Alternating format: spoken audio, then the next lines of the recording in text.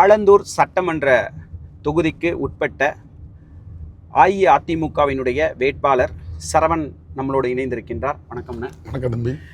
உங்களோட தேர்தல் களம் எப்படி இருக்குது? ஆலந்தூர் சட்டமன்ற தொகுதியில் உங்களை வேட்பாளராக அஇஅதிமுக சார்பில் நிற்க வச்சுருக்காங்க.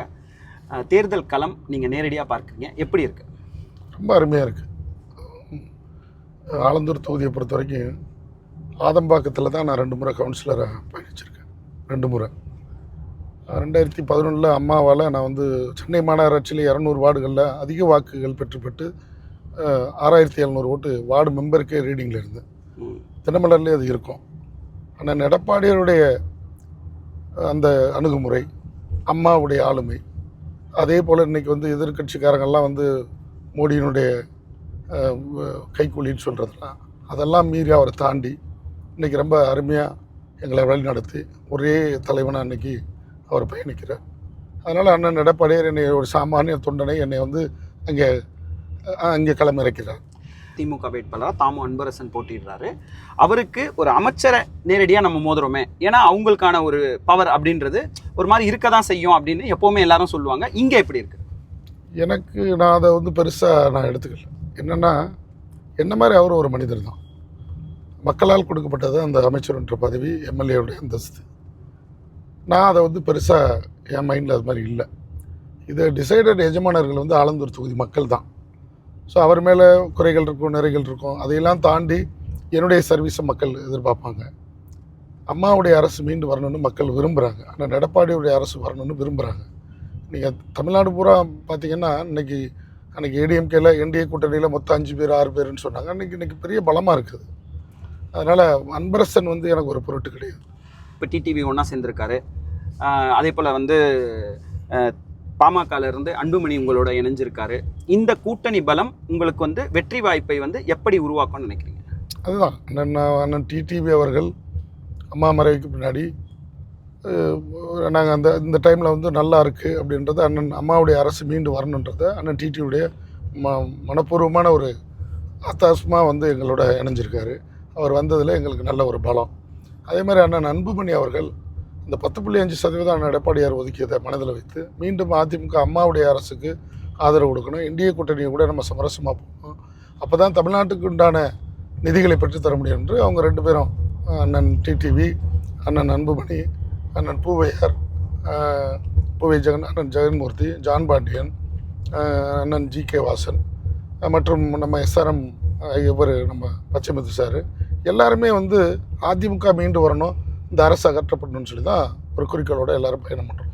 ஆலந்தூர் தொகுதியை பொறுத்தளவு இஸ்லாமியர்கள் கொஞ்சம் அதிகம். ஏன்னா சுற்றி இருக்கக்கூடிய நிறைய தொழிற்பேட்டைகள் எல்லாமே இஸ்லாமியர்கள் அதிகமாக இருக்கிறது. ஆனால் எடப்பாடி இஸ்லாமியர்கள் ஓட்டு, அதாவது சிறுபான்மையோர் ஓட்டு செயற்குழுவில் ரொம்ப ஓப்பன் டிக்ளராக பாரதிய ஜனதாவோட கூட்டணி வச்சுருக்கீங்க அப்படின்போது ஒரு டேட்டா சொல்லி சொல்கிறாரு. அது உங்களுடைய தேர்தல் பயணத்தின் போது வாக்கு கேட்கும்போது பாதிப்புகள் ஏதாவது இருந்துச்சா? எதுவுமே இல்லை. நீங்கள் ஆலந்தூர் தொகுதியில் இருக்கிற முக்கால்வாசி பேர் முஸ்லீம் வாக்காளர்கள், கிறிஸ்துவர்கள் எல்லாம் எங்கள் மாவட்டத்திலேருந்து இங்கே வந்தவங்க. பரம்பக்குடி, இளையாங்குடி, ராம்நாடு, இந்த சைட்லேருந்து எல்லாம் தொழில் பண்ணிகிட்ருக்காங்க. எல்லாருக்குமே அவங்களுக்கு தெரியும்.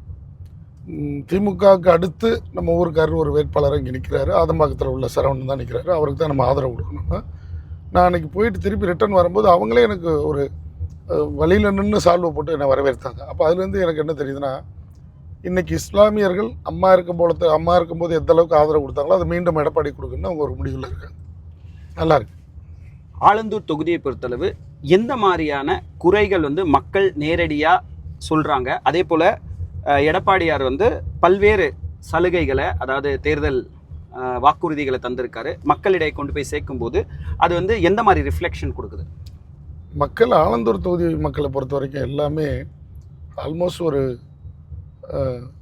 50% மேலே விஐபிஸ் தான். எல்லாம் எஜுகேட்டட் பீப்புள்.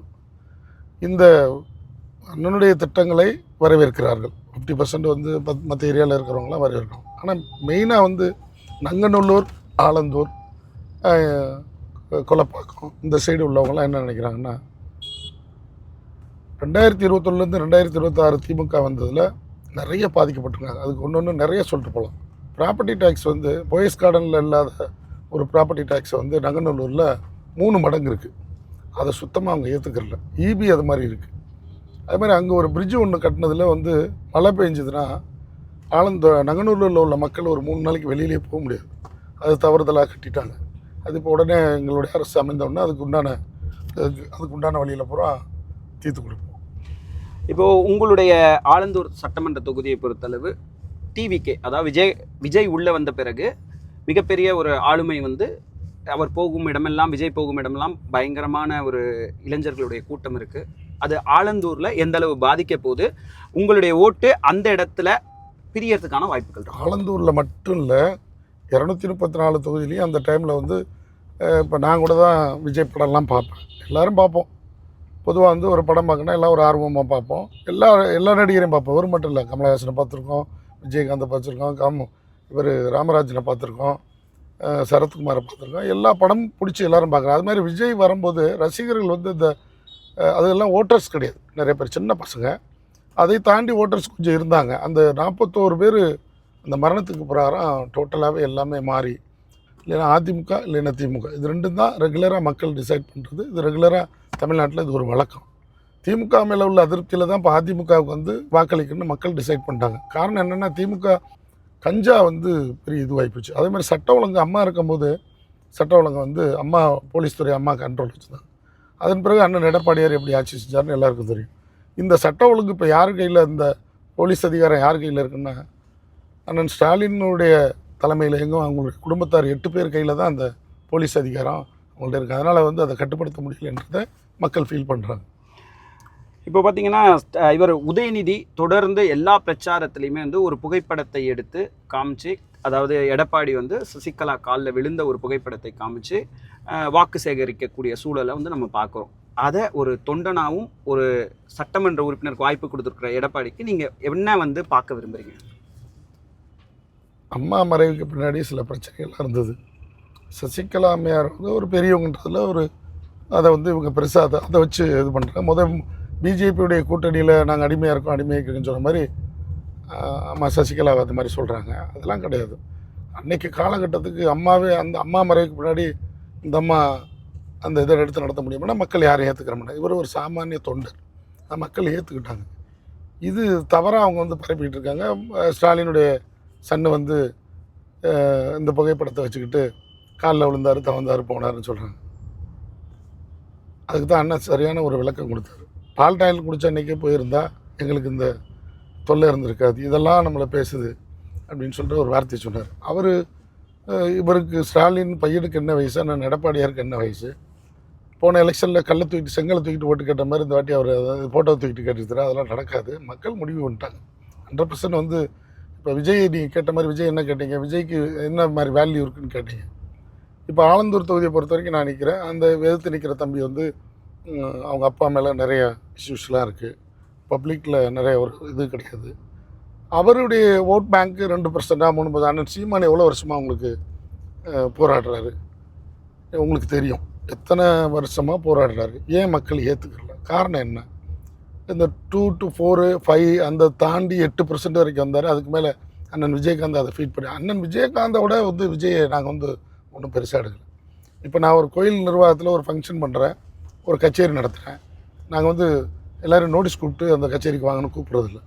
அந்த இடத்துல கச்சேரி நடக்குதுன்னா பக்கத்தில் உள்ள தெருமக்கள், தாண்டி இருக்கிற தெருமக்கள் எல்லாருமே வந்து அந்த கச்சேரியை பார்க்கணும் ஒரு ஆர்வத்தில் வர்றது.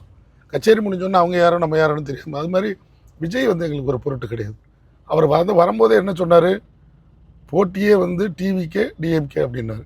அது தவறான கருத்து.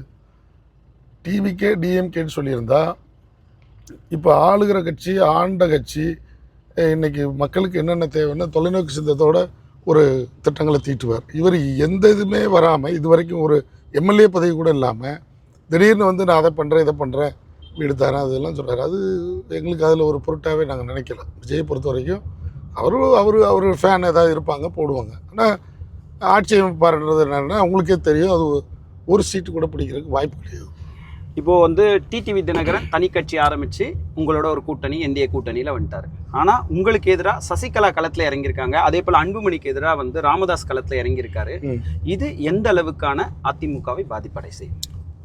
நான் அதுக்கு தான் அன்புமணி ராமதாஸ்ன்னு சொல்லாமல் கூட அண்ணன் அன்புமணின்னு எதுக்கு சொன்னேன்னா, உட்பட்டவரே உள்ளவரே நிலைன்னு சொல்லி எல்லாருமே பேசுவாங்க நம்ம ஊர்களில். ஆனால் அன்புமணி வந்து பாட்டாளி மக்கள் கட்சிக்கு 10.5% கொடுத்தது, அண்ணன் எடப்பாடி கொடுத்தது, அதை மறக்கக்கூடாதுன்றதை அவர் மனதில் வச்சு ஏடிஎம்கேல தான் நம்ம பயணம் பண்ணணும்னு அவர் ஒரு ஆதரவு கொடுக்குறாரு. ஐயா ராமதாஸ் வந்து அவர் வயசாகிடுச்சு, ரெண்டாவது அவங்க என்ன பிரச்சனையும் தெரில, அவரை யார் இயக்குறாங்கன்னு தெரில. இந்த 2 பேரையுமே திமுக தான் இயக்குதுன்னு மீடியாவில் எல்லாம் போடுறாங்க, அம்மையார் சசிகலாவையும் ராமதாஸையும். சசிகலாவால் எங்களுக்கு ஒரு பாதிப்புலாம் இருக்காது, 100% வாய்ப்பே கிடையாது.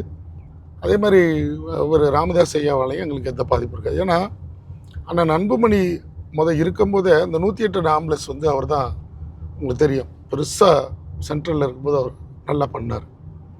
எல்லாம் அவங்களுக்கு நல்ல ஓட் பேங்க் இருக்குது.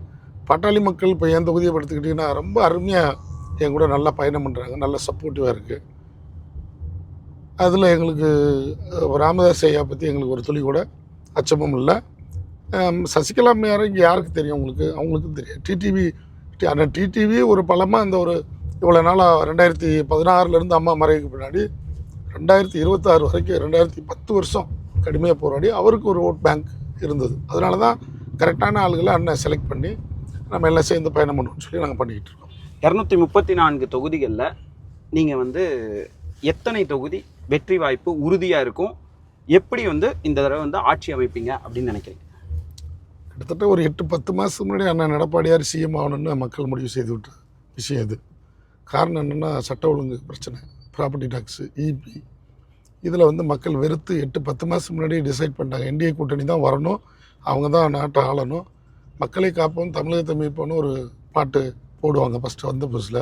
அப்போ எங்களுக்கு அது அர்த்தம் தெரியல. இப்போ தான் கொஞ்சம் கொஞ்சம் பார்க்கும்போது அது என்னென்னா மக்களை காக்க வேண்டிய கடமை அண்ணன் எடப்பாடியார் கையில் இருக்குது, தமிழகத்தை மீட்க வேண்டிய கடமை நரேந்திர மோடிஜி கையில் இருக்குன்றதை மக்கள் விரும்புகிறாங்க. எங்களுடைய பல்வேறு கேள்விகளுக்கு மிக எளிமையாக பதில் சொன்னதுக்கு மனமார்ந்த நன்றி. தேங்க்யூ, நன்றி.